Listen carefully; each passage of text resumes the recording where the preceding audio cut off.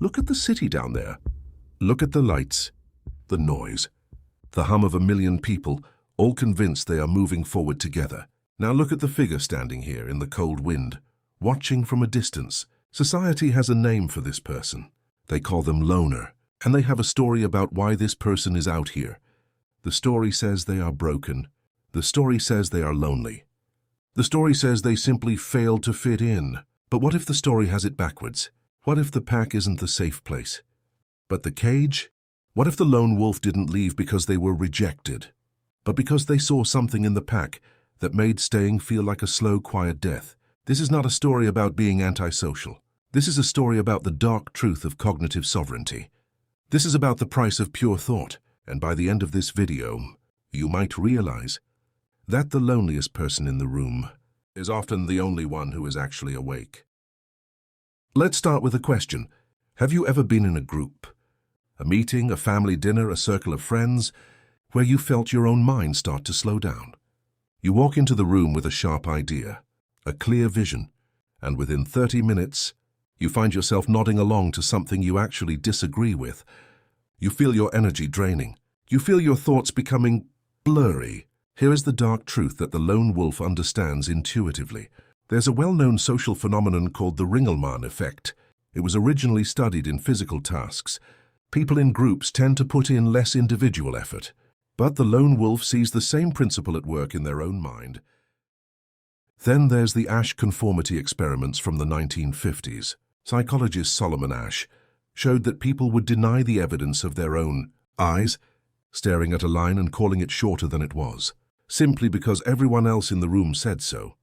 The lone wolf watches this happen in real time every day. They see people abandon logic to avoid standing out. They see the group's desire for harmony override the individual's grasp of reality, and they realize the collective IQ of a crowd is almost always lower than the IQ of its smartest member. Think about that. When you enter a group, your brain doesn't just add to the group. Your brain subconsciously begins to throttle itself. It begins to tune its frequency down to match the average, because the group cannot survive if one member is operating at a frequency that the others cannot reach. The lone wolf discovers this early. They notice that every conversation comes with a price. To be liked, you must simplify. To belong, you must compromise. To stay in the pack, you must lower your volume until you are just background noise. And for a mind that craves clarity, for a mind that wants to solve problems, create art, or simply understand the truth, that price is too high. So they leave, because they are protecting their mental bandwidth from the background noise of social compromise.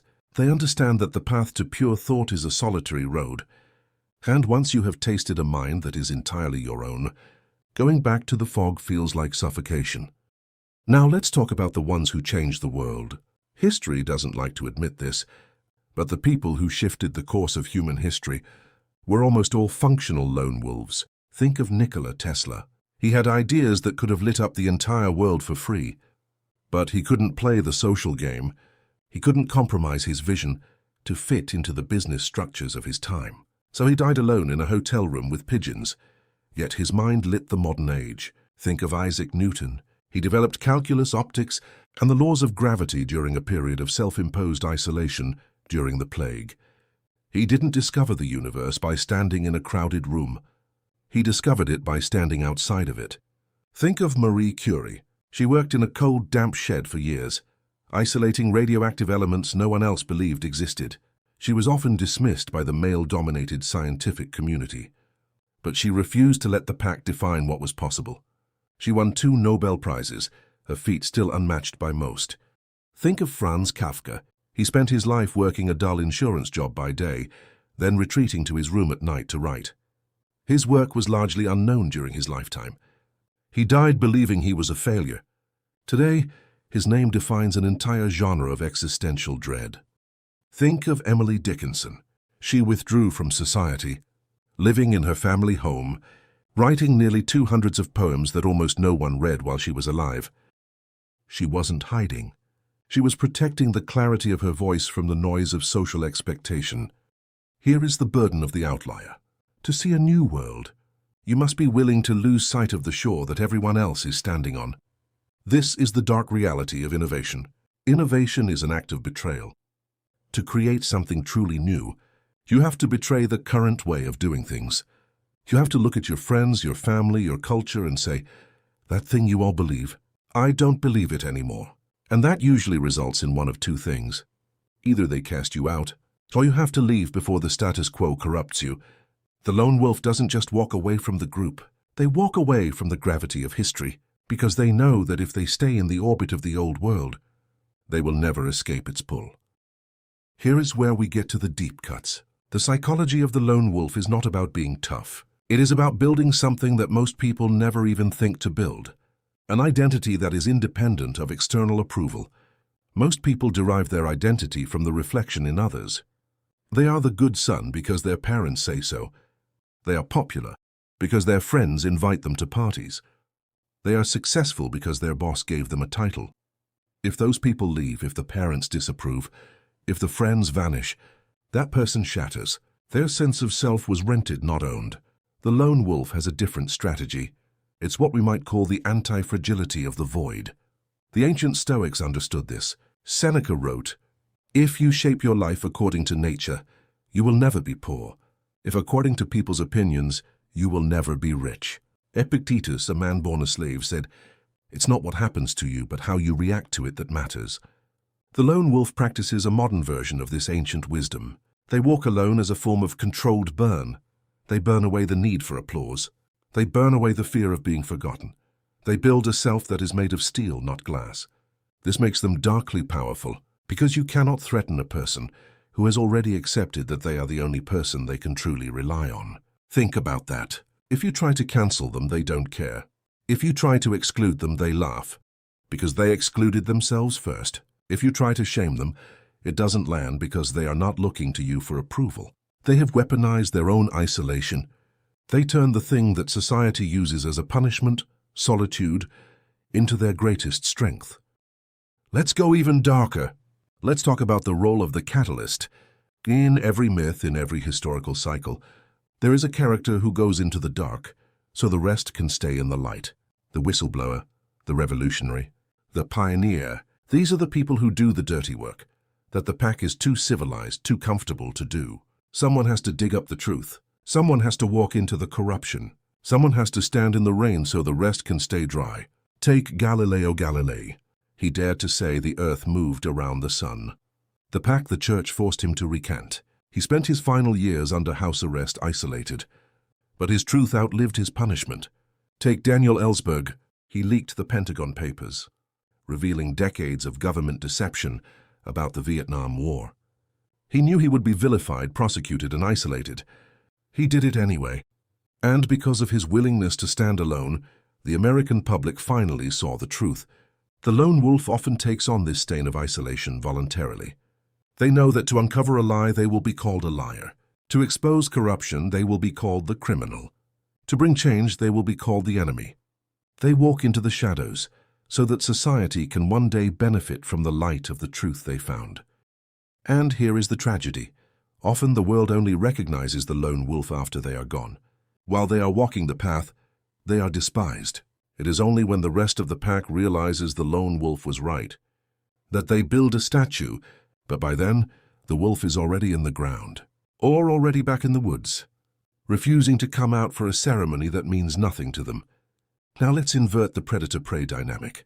In the wild, the pack protects the individual from the predator. Safety in numbers. But what happens? If the pack becomes the predator, this is a realization that cracks the lone wolf's world open. They look around one day and they see it. The subtle toxicity, the groupthink, the crowd madness. Psychologist Irving Janis coined the term groupthink in the 1970s. He studied how close-knit groups make irrational decisions because the desire for consensus overrides critical thinking. Take the Bay of Pigs invasion in 1961. President Kennedy and his top advisors, some of the brightest minds of their generation, approved a CIA-planned operation to send 1,400 Cuban exiles to invade Cuba and overthrow Fidel Castro. The plan was riddled with obvious flaws. The landing site was separated from the escape route by 100 miles of impassable swamp. Cuban air forces were underestimated. There was no backup plan. Yet in meeting after meeting, no one spoke up. Arthur Schlesinger Jr., a special assistant to Kennedy, later admitted he had deep doubts, but stayed silent during group discussions. Secretary of State Dean Rusk later wrote that he believed the plan didn't have a snowball's chance in hell of success, but he never expressed his doubts explicitly. The invasion failed in 3 days. Kennedy himself later asked, "How could I have been so stupid as to let them go ahead?" The answer was groupthink, the desire to preserve harmony, to not be the one who breaks the consensus, overruled every individual's better judgment. Then there was the Challenger space shuttle disaster in 1986. On January 28th, millions of Americans, including schoolchildren watching live, saw the shuttle explode 73 seconds after liftoff. All 7 crew members died. The cause was a failed rubber O-ring seal in the rocket booster. Freezing temperatures on launch day had made the O-ring too stiff to seal properly. But here is the chilling part. Engineers at Morton Thiokol, the company that built the boosters, had warned against launching in cold weather. The night before, they recommended a no-go decision. Then NASA managers pushed back. One said he was appalled by the recommendation. Another asked sarcastically if NASA should wait until April to launch. Under pressure, Thiokol's executives reversed their own engineers. The engineers sat in silence while their managers changed the vote. The next morning, Challenger launched into a 36-degree morning, far below any previous launch temperature. 73 seconds later, it was gone. Later, engineer Roger Boisjoli, who had tried to stop the launch, testified before the Presidential Commission. Afterward, his career was destroyed. Colleagues shunned him. A dead rabbit was left in his mailbox. Drivers tried to run him off the road. He had done the right thing, and the pack devoured him for it. The lone wolf sees these patterns everywhere, in the office, in the friend circle, in the family. They see people abandoning their morals to fit the fashion of the moment. They see the group punishing anyone who asks the wrong question. The lone wolf doesn't leave to be cool. They don't leave because they think they are better than everyone. They leave because they recognize the group is only as smart as its loudest, most aggressive member, and they realize that staying in that group is not safety.